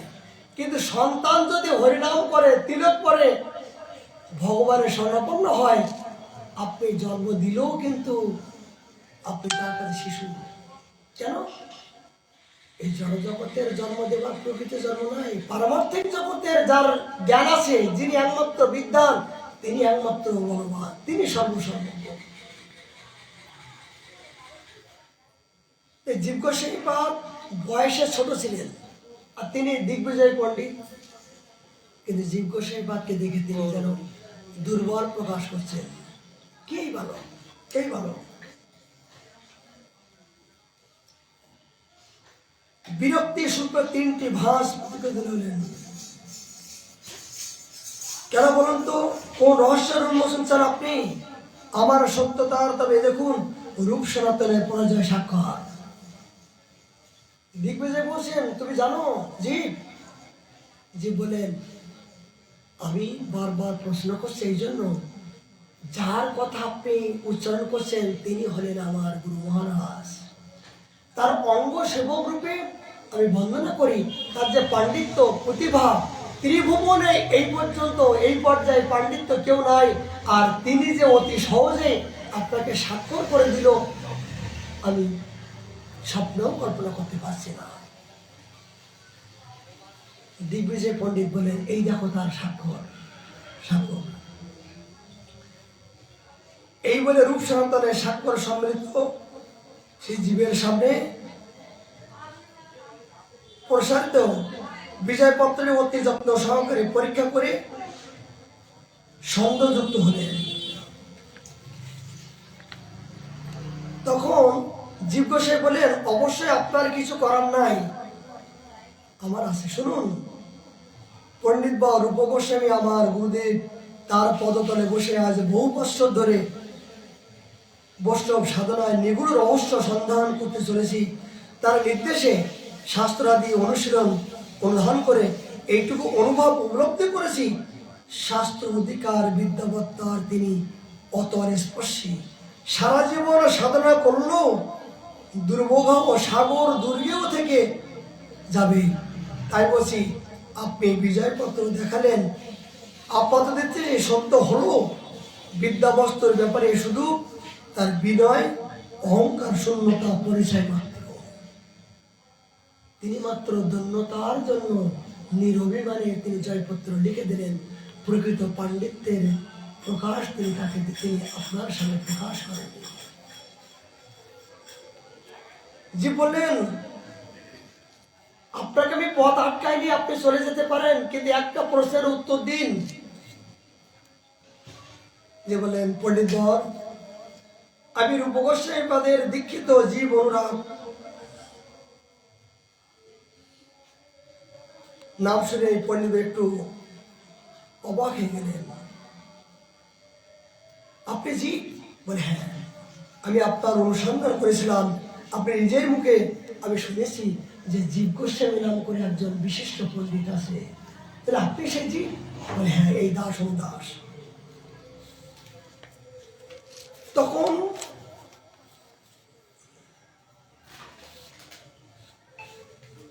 জীব গোস্বামী বলেন, শাস্ত্র অনুসারে পরাস্ত না হয়ে কেমনে আপনার দিই বলুন, আপনি পথকে কেমন করে ছাড়বো? আপনি শাস্ত্র অনুশাসন যে নিয়ম, আপনি আমার সাথে বসুন। এ কথা ক্রোধে পণ্ডিতবর মুখমণ্ড রক্তবর্ণ ধারণ করলো, পথের ধারে ছায়াশূন্য একটা গাছের নিচে বসে জীবকে শাস্ত্র যুদ্ধে আহ্বান করলেন। পণ্ডিত, কি আমার সাথে শাস্ত্র যুদ্ধ করবে? হঠাৎ করে রেগে গেলেন, চোখের রক্ত উঠে গেল। এক বট বৃক্ষ নিচেই তাকে আহ্বান করলেন শাস্ত্রের জন্য, এসো, বসো, আমি তোমার সাথে তর্কযুদ্ধ করতে চাই। ন্যায়শাস্ত্র, তর্কশাস্ত্র, দর্শন শাস্ত্রের জটিল বিষয়গুলি অবতারণা করলেন একের পর এক, প্রারম্ভের জীবকে বিভ্রান্ত করতে। অতি সহজ সরলভাবে প্রাঞ্জল সর্বজন ভাষায় জটিল মীমাংসা করতে জীবে শুনো পণ্ডিতের জটিল প্রশ্নের ভান্ডার অসমাপ্তি। তিনি উপলব্ধি করতে পেরেছেন বড় দুস্তর সমুদ্রের সম্মুখ হয়েছেন। এই সমুদ্র অতিক্রম করা একান্তই দুঃসাধ্য। জীব গোস্বামী পাদ একের পর এক যখন প্রশ্ন ছুড়ে দিচ্ছেন বিভিন্ন সন্দর্ভ থেকে, তখন এই সন্দর্ভের প্রশ্ন তিনি দিগ্বিজয় পণ্ডিত পরাস্ত বলে যে এত বড় মহাসমুদ্রের ভিতরে অসম্ভব, আমি তো কোনোদিন শুনি নাই এই জাতীয় তর্ক বিতর্ক। অবনত মাথায় পরবর্তীত স্বীকার করে নিয়ে বললেন, না গোস্বামীজি, আপনাকে প্রশ্ন জালে আবদ্ধ করার মতো আমার আর কোনো উপায় নাই। যখন জীব গোস্বামী প্রশ্ন করলেন, উনি উত্তর দিতেই পারছেন না। যখন উত্তর না দিতে পারছেন, তখন জীব গোস্বামী বললেন, আমি যে এতক্ষণ প্রশ্ন করলাম, তা আপনি কিছু প্রশ্ন করুন। পণ্ডিত বললেন, আমার প্রশ্ন করা তো দূরের কথা, আমার ভাগ রুদ্ধ হয়ে গেছেন। যে জাতীয় প্রশ্ন তুমি আমাকে ছুড়ে দিলে, আমি জীবনে কোনোদিন এ জাতীয় অলঙ্কার, এ জাতীয় সমাধান আমি কোনোদিন কল্পনা করতেই পারি না। কি লাভ বলুন? যদি ধরে নিন আপনার প্রশ্নগুলির সমুদায় নীতি আমি অক্ষম, তাহলে জয়ের প্রশ্ন তো ওঠেই না।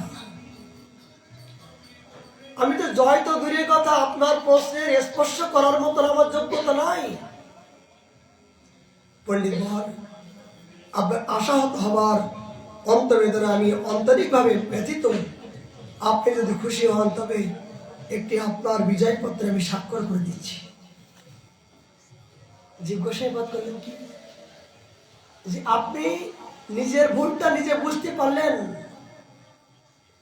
এই জন্য আমি অতি সহজেই আপনার জয়পত্র সই করে দিচ্ছি যে আমি আপনার কাছে পরাস্ত হলাম। দেখুন বৈষ্ণবের কি শিক্ষা।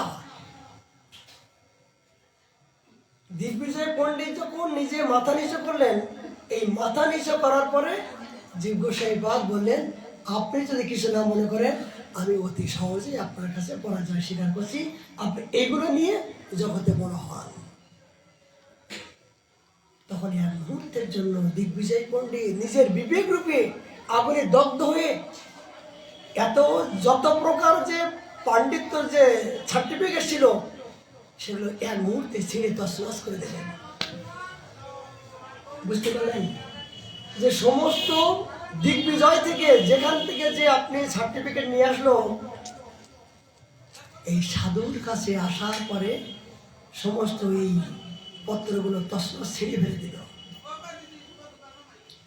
জিজ্ঞাসায় বললেন হে পণ্ডিত প্রমাণ, আপনি পাণ্ডিত্য দেখাবেন না? বলছে আমি পাণ্ডিত্য দেখাইছিলাম, আমি মনে করছিলাম যে জগতে আমার মতন বিদ্যা নাই, কিন্তু তোমরা যে বৃন্দাবনে অনেক মহাবিদ্যান, অনেক সাগরের মধ্য দিয়ে তোমাদের ভিতরে অনেক সোনা দানা অলংকার হীরা মুক্তা জহর গোপনে গোপনে তোমাদের ভিতরে যে বিরাজ করছে, এটা আমি শুনেছি বটে, কিন্তু উপলব্ধি করি নাই। কিন্তু আজকে উপলব্ধি করলাম যে আমার মতন অহংকারী ব্যক্তি, পাণ্ডিত্য ব্যক্তির জন্য এই পবিত্র বৃন্দাবনের স্থান নয়। অহংকারে ধনী মানি জ্ঞানী পণ্ডিত এদের জন্য এই পবিত্র মাধুর্যময়ী ভাবের মধ্য দিয়ে এই পবিত্র ধুলিতে স্পর্শ করার অধিকার নাই। কেন? যে স্থান ব্রহ্মার দুর্লভ সম্পত্তি, আর আমি কোথায়? আমার জ্ঞানগুলো সবকিছু পরাজয় স্বীকার করলাম।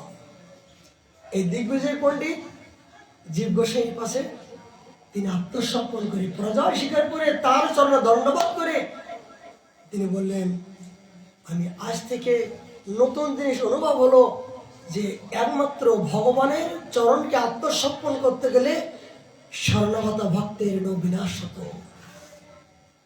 যতক্ষণ পর্যন্ত নিজেকে স্বর্ণপতি না হতে পারবে, ধনী মানি জ্ঞানী পণ্ডিত এ জাতীয় জড়জগতের বিদ্যা দিয়ে এই ভগবানের চরণ আশ্রয় করা কদাপি সম্ভব নয়। এই দিগ্বিজয় পণ্ডিত তিনি পরাজয় স্বীকার করলে তিনি সাষ্টাঙ্গে প্রণাম করে তিনি বিদায় নিলেন। এই বিদায় নেবার পরে খুব রহস্যপূর্ণ বিষয়, জীব গোসাইপাদ মর্মান্তিক অবস্থায় গুরুদেবের পাশে গেছেন। গুরুদেবকে রূপ গোসাইপাদ খুব রহস্যময় তত্ত্ব, গোস্বামীগণের জীবনে না জানলে আমরা ভজন করবো কোথা থেকে? কি শিক্ষা?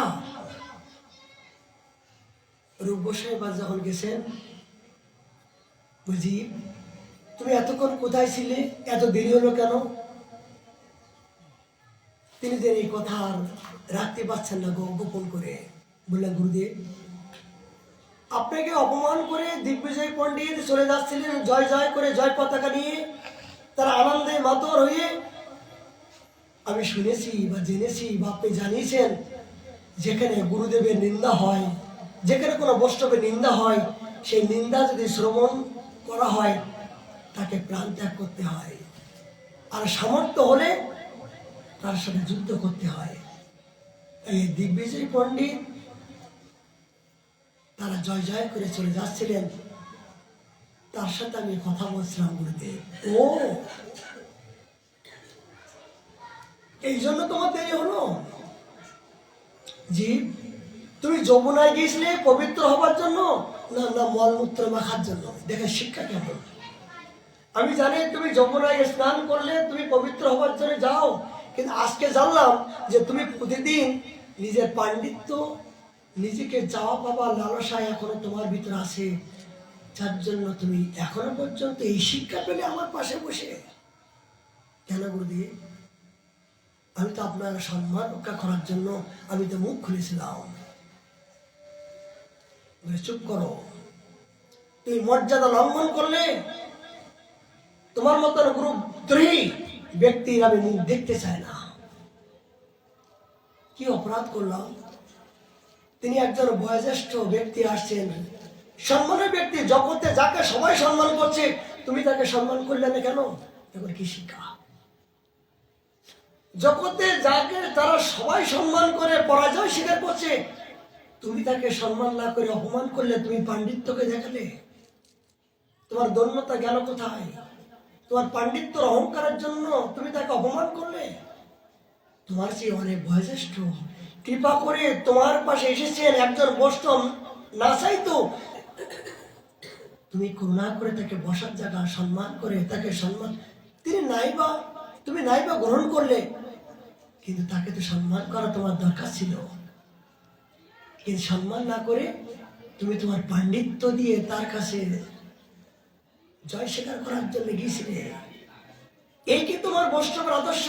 এই কি মহাপ্রভু 3 নম্বর শ্লোকে, ত্রিনাথকে শ্লোকের এই কি তুমি জগৎকে দেখালে?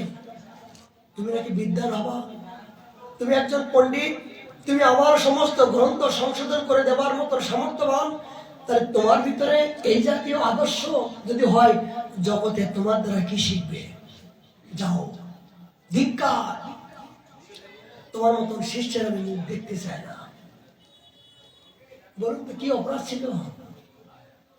শিষ্যকে ত্যাগ করলেন এক মুহূর্তে। এবারে গুরুদেব, শেষবারের মতন আমাকে ক্ষমা করে দিন। না, তোমাকে ক্ষমা করলে জগৎ শিখবে না। ধন্যতা, সম্প্রদায় এবং মর্যাদা যদি তুমি না দিতে পারো, তাহলে তোমার মতো শিষ্যের মাধ্যম দিয়ে জগতের কল্যাণ আমি আশা করবো না। চলে যাও, তোমার মতো শিষ্যকে আমি ত্যাগ করলাম। তাহলে জীব গোসাইপাদের কি দোষ ছিল? তিনি তো কোনো দোষ ছিল না। যে গুরুদেবের অপমান হচ্ছে, গুরুদেবের জয় জয়কার করার জন্য তিনি তো মুখ খুললেন। কিন্তু রূপ গোসাইপাদ তিনি তাকে অন্যটা মনে করলেন।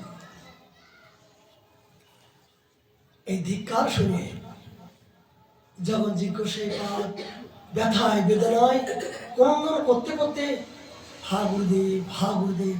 আচ্ছা, গুরুদেব যে ধিক্কার করলো, এখানে আমরা কি মনে করতাম? যে গুরুদেব ঘাড়াঘাড়ি দিল, আমি গুরুদেবের জন্য লড়লাম। এইরকম গুরুদেবের মুখ দেখবো না।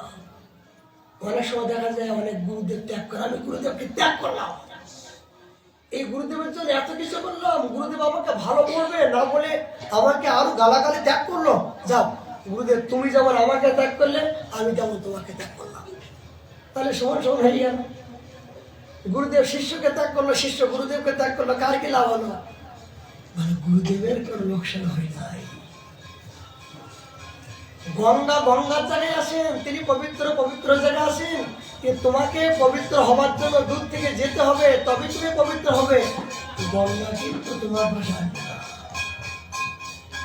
গুরুদেব যদি সাধন করে থাকেন, এই সাধনের প্রভাবে তোমাকে তার কাছে আসতে হবেই হবে। তুমি ভুল বুঝলো, এমন একদিন আসবে তোমার নিজের ভুলটা যখন বুঝতে পারবা, তখন প্রাণ খুলেও সেই দিনটা পাবে না যে সারা জীবন আমি গুরুদেবকে ভুল বললাম। নিজেকে ধিক্কার মনে হবে। জীবগোসাইপাদ তিনি এই বৃন্দাবনে গভীর জঙ্গলের মধ্যে দিয়ে অনশন করলেন। এই 2 পা বসে, বসাসে বসে 2 হাতটা এইভাবে দিয়ে ঐকান্তিক গুরুদেবের চরণ ধ্যান করতে শুরু করলেন। হা গুরুদেব, আমার কি অপরাধ ছিল? আমার কি অপরাধ ছিল? আমি তো আপনার সুখের জন্য, আপনার সম্মানের জন্য আমি করছিলাম। শুধু হা গুরুদেব, হা গুরুদেব বলে চিৎকার করছেন। 1 সপ্তাহ ব্যাপী জল পর্যন্ত মুখে দিলেন না। তার ভিতরে একটাই ক্রন্দন বিরহ যে আমার কি অপরাধ ছিল গুরুদেব, আমি এত হতভাগা, আমি গুরুদেবের সম্মানটা দিতেছি, আমার জীবনে এই সেবার থেকে বঞ্চিত হলাম। এই জীবনে কি আমার গুরুদেব ক্ষমা করবে? এই জীবনে কি আবার কে গুরু সেবা পাবো? জিজ্ঞাসাবাদ ক্রন্দন করছেন। গভীর জঙ্গলের মধ্য দিয়ে অনশন ব্রতে তিনি অনাহারে, শরীরটা যেন ছিন্ন ভিন্ন হয়ে গেছেন, ক্লান্ত। অনেক ব্রজবাসী আসছেন জঙ্গলের মধ্য দিয়ে, দেখতে পাচ্ছেন গভীর জঙ্গলের মধ্য দিয়ে এক বাবা শুধু হা গুরুদেব বলে চিৎকার করছেন। এই ব্রজবাসীদের দয়া হলো। এই ব্রজবাসীদের যখন দয়া হলো, এই সনাতন গোসাইপাদ টের কদম আদি এখানে ভজন করতেন। তখন সনাতন গোসাইপাদ এই ব্রজবাসীর ঘরে মাদু করে যেতেন। तो ब्रजवासी देखे बोलते बाबा तुम काय को बार बार खाना के लिए भोजन के लिए आ रहा है, देखो साधु देखने के लिए जाओ जंगल का अंदर में, एक साधु है पूरा दिन आहार विहार सब त्याग करके हा गुरुदेव पुकारा है। सनातन गोसाई मने करलेन ओ এই জঙ্গলের মধ্য দিয়ে এত বড় সাধু কি হতে পারে, দেখার দরকার। এত ত্যাগ করে নিয়ে হা গুরুদেব বলে চিৎকার করছে। সনাতন গোসাইপাদ ছুটে গেলেন। ছুটে যখন গেলেন তখন জীব গোসাইপাদের মুখে দাড়ি চুল বিভিন্ন প্রকার, তার শরীর ক্লান্ত, চিনতে পারছেন না। কিন্তু জীব গোসাইপাদ কিন্তু চিনতে পারলেন যে আমার গুরু দেবের ভাই সনাতন গোসাইপাদ। তিনি সঙ্গে সঙ্গে ষষ্ঠাঙ্গে প্রণাম করে ক্রন্দন করতে শুরু করলেন, আমার দয়া করো, আমার মতো অপরাধী আর জগতে কেউ নাই, আমি গুরু সেবা থেকে বঞ্চিত হলাম। সনাতন গোসাইপাদ সব শুনলেন, দয়া হলো, জীব তুমি জীব না, তোমার এই দশা, এই জঙ্গলের মধ্য দিয়ে আহার বিহার সব ত্যাগ করে শরীরটা তো ছিন্ন ভিন্ন হয়ে গেছে জীব। হ্যাঁ, আমার প্রারব্ধের জন্য আমি অপরাধী, আমি বৈষ্ণব অপরাধী, আমি মর্যাদা লঙ্ঘন করেছি, এগুলো আমার উপযুক্ত হওয়ার কথা। বৈষ্ণব হয়ে যে নিরভিমান হবে, নিজের দোষকে যখন ধরতে পারবেন তখন মনে করবেন যে ভগবান আপনাকে করুণা করছে। জীবনে যদি আপনার দুঃখ হয়, জীবনে যদি আপনার কষ্ট হয়, তাহলে এই দুঃখ কষ্টের জন্য জগতে কাউকে দোষ করার জন্য ঠিক নয়, এই নিজের প্রারব্ধের জন্য আমি কাউকে দোষ করেছিলাম সেই দোষ। আচ্ছা, আপনার সন্তান হলো, একজনের সন্তান ব্যাধিগ্রস্ত হলো, পিতার কর্তব্য কি তার শত সহস্র অর্থ দিয়ে তাকে চিকিৎসা করলেন। কিন্তু এত টাকা খরচ করে চিকিৎসা করলেন, করার পরে তাকে রাখতে পারলেন না, মৃত্যু হলো। এবার মৃত সন্তান বলছে, পিতা মৃত সন্তান তুমি কি শোক করছো? বলে কেন? আমার জন্য তোমাকে তো অনেক টাকা খরচ করতে হয়েছে, তারপরও তো তুমি আমাকে রাখতে পারলে না। বলে এই জন্য তো আমার বড় দুঃখ। বলে কেন রাখতে পারলে না জানো? আগের জন্মে তুমি এই টাকাগুলো আমার কাছ থেকে ধার নিয়েছিলে, তাই শোধ করোনি, তাই এ জন্মে এসে আমি তোমার কাছ থেকে সুদি আসলে শোধ করে নিলাম। বুঝাতে পারলাম? বলছে পিতা, যে তোমাকে 10 লক্ষ টাকা আমার রোগের পিছনে খরচ করলে না, আগের জন্মে তুমি আমার কাছে ধার নিয়েছিলে কিন্তু তুমি শোধ করোনি, তাই এ জন্মে আমি তোমার পুত্র হয়ে এই ব্যতিগ্রস্ত হয়ে আমি তোমার কাছ থেকে এই সুদি আসলে আমি নিয়ে নিলাম, নিয়ে আমার জায়গায় আমি চলে আসলাম। বুঝাতে পারলাম? জীবনে যদি কোনো দুঃখ হয়, সে দুঃখের পিছনে ভগবত কৃপা যদি আপনি উপলব্ধি করতে পারেন, প্রভু আমার জীবনে কেন দুঃখ, জগতে কারো দুঃখ নাই, বলে আমি আগের জন্মে কাউকে দুঃখ দিয়েছিলাম, আমি আগের জন্মে কাউকে ব্যথা দিয়েছিলাম, তাই তিনি করুণা করে প্রতিশোধ নিচ্ছেন। জীবনে যদি এই জাতীয় মনে করতে পারেন না, তবে আপনি সাধন ভক্তি উপলব্ধি করতে পারবেন। বলে আমার জীবনে অনেক কষ্ট, অনেক অপমান সহ্য করতে হচ্ছে। বলে আপনি যখন জন্মগ্রহণ করছিলেন তখন কিন্তু অপমান আপনি নিয়ে আসেননি, নিয়ে এসেছিলেন? বলে অপমান, দুঃখ, ব্যথা, বেদনা আপনার পূর্ব কল্পিত, আপনি নিজেই মাথায় করে জগতে নিয়ে এসেছেন। আপনি যে অপমান, আপনার থেকে অপমান করবে, আপনার থেকে ধিক্কার দেবে, আপনার থেকে গালি দেবে, এটা কিন্তু এখান থেকে পাননি।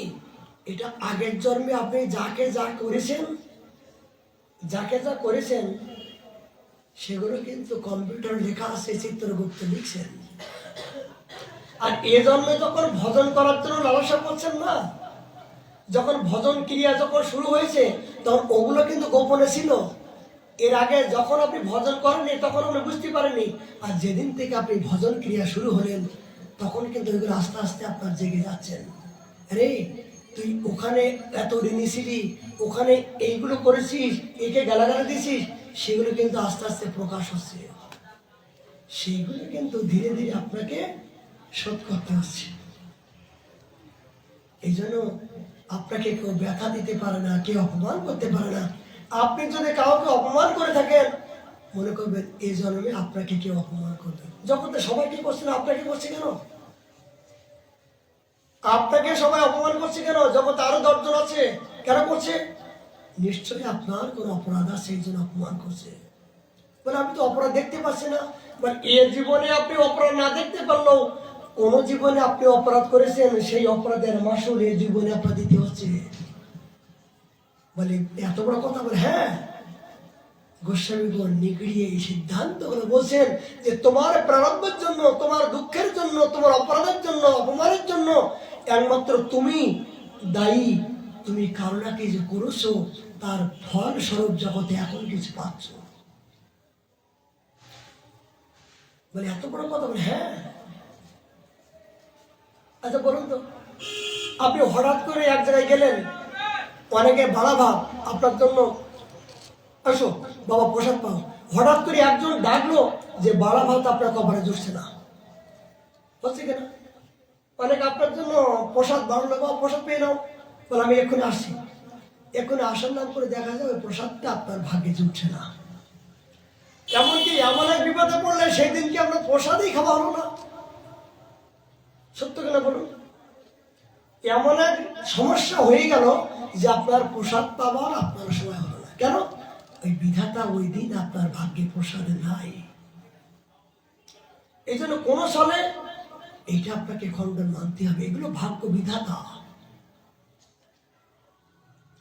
এগুলো যদি আপনার মেনে না নেই, এগুলো যদি নিজের দোষ মনে করি যে না আমার দোষ, আমার ভাগ্যে না, আমার দোষ তো বটেই, আমি আমার কৃতকর্মের জন্য নিজেকে দোষ করো। ধৈর্য দেখতে হয় জগতে, জগৎকে দোষ দেখো না, নিজের দোষগুলো দেখো। আমি কাউকে কি আঘাত দিয়েছিলাম, কাউকে কষ্ট দিয়েছিলাম, তাই এই জীবনে আমাকে কষ্ট দিয়ে তিনি শোধ করে নিচ্ছেন। আমি কাউকে অপমান করছিলাম, তাই আমাকে অপমান করছে, জগতে আমাকে কেউ অপমান করতে পারে না। এইগুলো বলার উদ্দেশ্য আমাদের সংসারের মধ্য দিয়ে এগুলো আমাদের ভরা। আমাদের জীবনে একমাত্র দুঃখের কারণ কি? এমন কোনো ব্যক্তি না হাহাকার নাই, এই সমস্যা, ওই সমস্যা, এই সমস্যা, মানে যার কাছে যায় বাবা বাবা এই সমস্যা, বাবা এই সমস্যা, বলে সমস্যা নাই কার কাছে? বলে নাই কার কাছে এমন কোনো ব্যক্তি তো নাই। সমস্যা কেন? যে আমরা এটা ধারণ করে নিতে পারি না, আমরা এটা হজম করে নিতে পারছি না, এই জন্য সমস্যা হচ্ছে। কিন্তু শীত আতব বাত বরিশন এদিন ও জামিনী জাগিরে মানে শীতের পরে গরম, গরমের পর শীত, এগুলো আসবে প্রতিক্রমে। কিন্তু শীত পড়ছে বলে আপনি যদি মনে করেন আমি বাংলায় গিয়ে শীত কাটিয়ে আসি দেবসুখের জন্য, তাহলে কি হলো? বৃন্দাবন ধামে বাস হলো। গরম পড়ছে বলে না আমি নবদ্বীপে গিয়ে খোলামেলা হাওয়ায় বাস করে আসি, বলে আসলে কি লাভ হলো কি? কিন্তু ওই সময় যদি আপনি দেবসুখ করতে গিয়ে যদি আপনি রাম নাম সত্য হয়ে যায়, যদি ধামের বাইরে রাম নাম সত্য হয়ে যায়, কি লাভ হলো? শীত আতপ বাত বরিশন, এই যে অনাদিকাল ধরে ঠান্ডার পরে গরম, গরম পরে ঠান্ডা, এগুলো সৃষ্টি রহস্যময়। এগুলো তুমি যদি মেনে নাও, এগুলোকে তুমি আপন করে বরণ করে নাও, তবেই তুমি একজন সাধক হবে, তবেই তোমার দেহটা চিহ্ন হবে, তবেই তুমি অপ্রাকৃত দেহ পাবে, তবেই তুমি পরমানন্দ উপলব্ধি করতে পারবে। সহজ নয়। মনে করছে এত ঠান্ডার সময় এত ফুলছে, এত কিছু করছে, অনেকের গা ফুলছে, পা ফুলছে, পা ব্যথা করছে, পা ফাটছে, হবেই। কেন হচ্ছে? এই দেহটা তো অপরাধী দেহ না। জন্ম জন্মাঞ্চিত বিভিন্ন প্রকার 84 লক্ষ বার যতবার জন্মগ্রহণ করেছি ততবার বিভিন্ন প্রকার অপরাধ ভরা জীবন, দুষ্কৃতি ভরা জীবন। কিন্তু এইবার সুকৃতি পাওয়ার জন্য আপনি অবলম্বন করেছেন না। এই সুখ আপনি লেখাপড়া করবেন, পরীক্ষা দেবেন না, পরীক্ষা দেবেন না, বিনা পরীক্ষায় কি আপনি সার্টিফিকেট পাবেন? তা বৃন্দাবন এসেছেন, ভজন ক্রিয়া শুরু করেছেন, পরীক্ষা তো দেন। ওই যারা গিরিয়াস পরীক্ষার মধ্যে ঠান্ডায় তাদের পা ফাটছে না, তাদের জ্বর আসছে না, তাদের ঠান্ডা লাগছে না, কিন্তু সবই আসছে, কিন্তু তারা অপেক্ষা করছে না। শীত ও আতপ, তারা জেনেছে প্রকৃত সত্যকে, জানতে পেরেছেন এগুলো ক্রম বাই ক্রম আসবেই, কিন্তু এর পিছনে আমি ঘুরবো না, ওরা আমার পিছনে ঘুরবে। আমি জগতের পিছনে ঘুরবো না, জগৎ আমার পিছনে ঘুরবে। যদি এই জীবনে সংকল্পিত যখন আসবে, তখন আপনি ব্রহ্মাণ্ড ধারণ করবেন, তখন ভগবান আপনার হৃদয়ে বিশ্রাম করবে যে না, অহম্মুক্ত পরাজয়, এত কিছু দুঃখ ব্যথা দেওয়ার পরও সে তো আমাকে ছাড়া আর জগতে কাউকে জানতে পারছে না। তখন ভগবান আপনার কাছে বিশ্রাম করবে।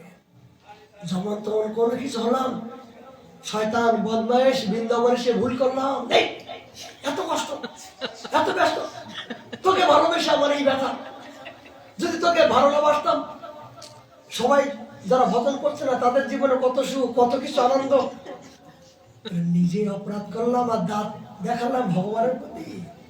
তুমি তোমার নিজের কর্মফলটা দেখো না। এ জন্মে নয়, কোন কোন জন্মে কিছু করেছো, সেগুলো মাসুল তো দাও। অপার করুণা করে এই জীবনে এক মুহূর্তের জন্য যদি তুমি টিকে থাকতে পারো, এখানে যদি পড়ে থাকতে পারো, এক জন্মেই তোমার আর তোমাকে বন্ধনে আবদ্ধ হতে হবে না।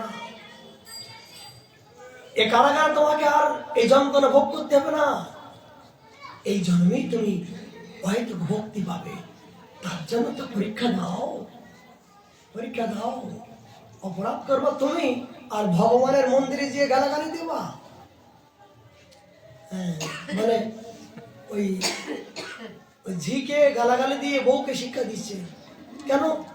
বলে বউকে তো বললে যদি আমার উপর যদি আবার অস্ত্র ধরে তো ঠিক নাই।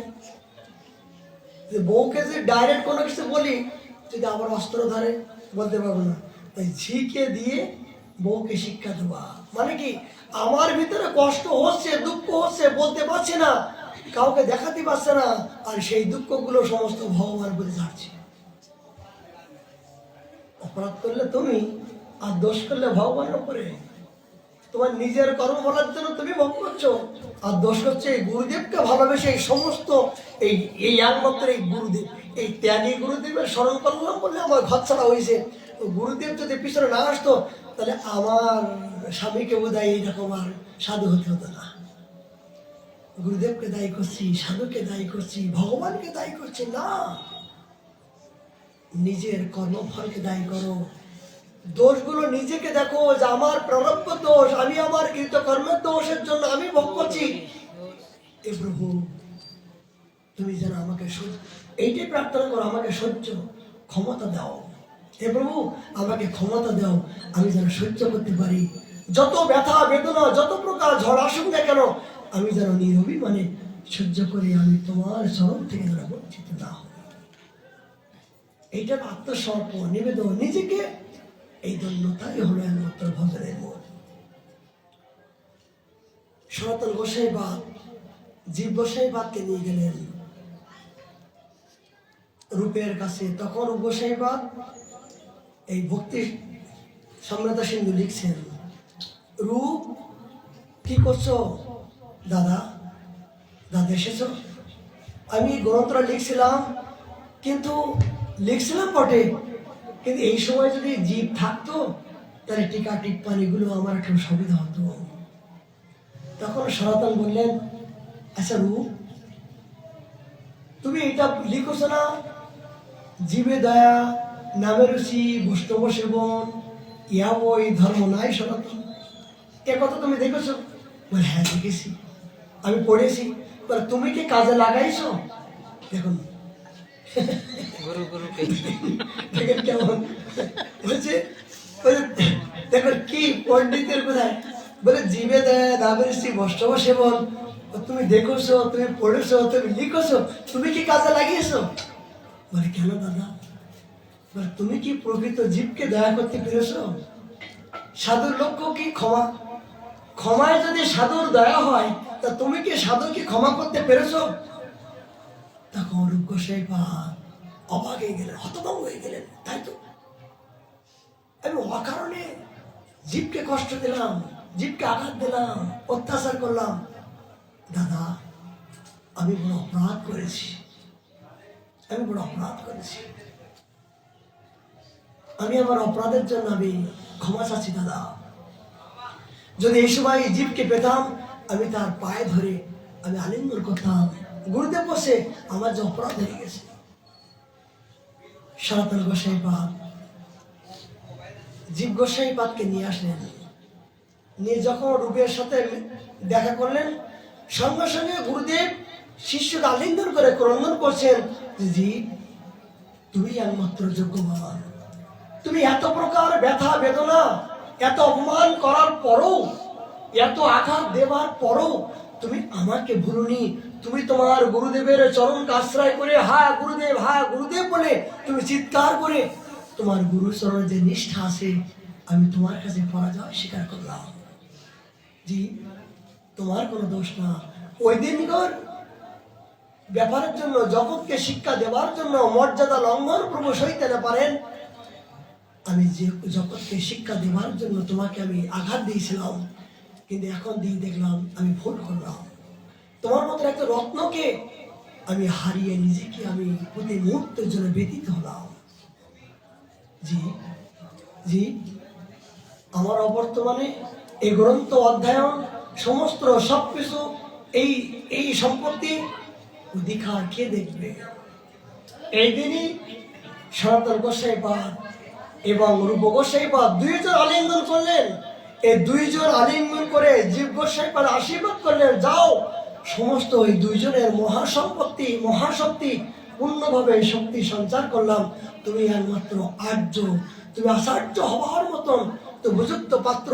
কেন তুমি নিজেকে ধারণ করার মতন ধৈর্যতা তোমার ভিতরে ভগবান দিয়েছে। এই জন্য আমরা দুজন সম্মিলিতভাবে আজ জীব গোসাইবাদকে আশীর্বাদ করলেন। এই জন্য রূপ গোসাইবাদ এবং সনাতন গোসাইবাদ দুজনের মিলিত কৃপা নিয়ে এই জীব গোসাইবাদ মহারত্ন হয়ে আজ গৌড়ী সম্প্রদায়ের প্রাণ, এই সম্প্রদায়কে তিনি রক্ষা করে বিভিন্ন সন্দর্ভাদি একাধিক্রমে গ্রন্থের ভান্ডার তিনি লিপিবদ্ধ করলেন, শুধু আমাদের মতো প্রতিটি জীবকে উদ্ধার করার জন্য।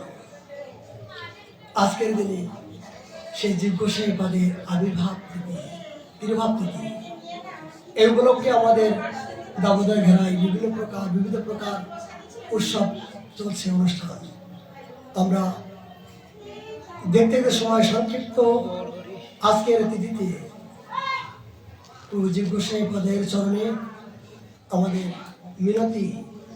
আমরা তো সাধনহীন, জ্ঞানহীন, আমাদের ভিতরে কোনো ধৈর্য নাই, জ্ঞানহীন বিবেকহীন। এ প্রভু, এ গোস্বামীদ্বয়, কৃপা করে তুমি তোমার চরণ আশ্রয় দিয়ে আমরা যুগল কিশোরের অহেতুক ভক্তি যাহাতে পেতে পারি, এই প্রার্থনা রেখে আজকের মতন আমাদের হরিকথা বিশ্রাম। মহাপ্রভু করুণা হলে আমরা আগামীকাল আবার 4টের সময় আমরা আস্বাদন করব। আজকের মতন বিশ্রাম। জয় জয় রাধে কৃষ্ণ গোবিন্দ। জয় জয় রাধে কৃষ্ণ গোবিন্দ রাধে গোবিন্দ, রাধে গোবিন্দ, রাধে রাধে গোবিন্দ রাধে গোবিন্দ রাধে কৃষ্ণ গোবিন্দ। রাধে কৃষ্ণ গোবিন্দ জয় শ্যাম সুন্দর মদন মোহন বৃন্দাবন চন্দ্র। জয় জয় শ্যামা সুন্দর মদন মোহন বৃন্দাবন চন্দ্র জয় জয় রাধা রমন শ্রীহরি শ্রী গোকুলানন্দ। জয় জয় রাধা রমন রাজবিহারী শ্রী গোকুলানন্দ জয় জয় রাধা কান্ত রাধানীল শ্রী রাধে গোবিন্দ। জয় জয় রাধা কান্ত রাধা বিনোদ শ্রী রাধা গোবিন্দ জয় জয় রাসেশ্বরী বিনোদিনী রায় ভানুকুল চন্দ্র। জয় জয় রাশেশ্বরী বিনোদিনী রায় ভানুকুল চন্দ্র